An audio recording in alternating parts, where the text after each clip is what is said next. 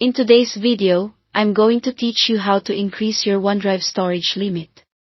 If you've ever found yourself running out of space on OneDrive and needing a bit more room for all your essential files, photos, and documents, you're in the right place. Fortunately, expanding your storage is not as complicated as it might seem, and I'll walk you through it step by step. The first thing you'll want to do is open your web browser and navigate to the OneDrive website. Once you're there, go ahead and sign in with your Microsoft account.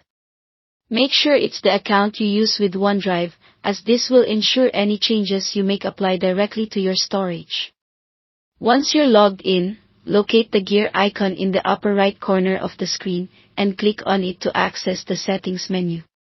Here, you'll find several options, but you're going to want to focus on options. Click on it, and it should bring you to a new page specifically for managing settings and features related to OneDrive. Next, direct your attention to the Manage Storage link in the left-hand menu.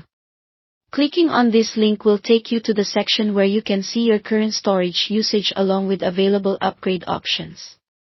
This is where you can decide how much additional space you require, thinking about both current needs and possible future growth.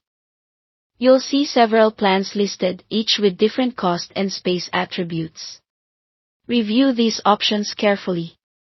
It's important to select a plan that fits both your storage needs and budget. The available plans typically include a base increase in storage, and often, additional features such as access to Office apps and enhanced sharing capabilities for your files. Once you've selected the plan that suits you best, click on the Buy button next to it. This will guide you to the purchase page, where you might need to confirm your account details or provide payment information. Rest assured, this process is secure. However, double-check you're on the official Microsoft site before entering any sensitive data. After successfully completing the purchase, your new storage limit will be reflected in your OneDrive account shortly. It might take a few minutes for the extra space to appear, so don't worry if it's not immediate. And that's it.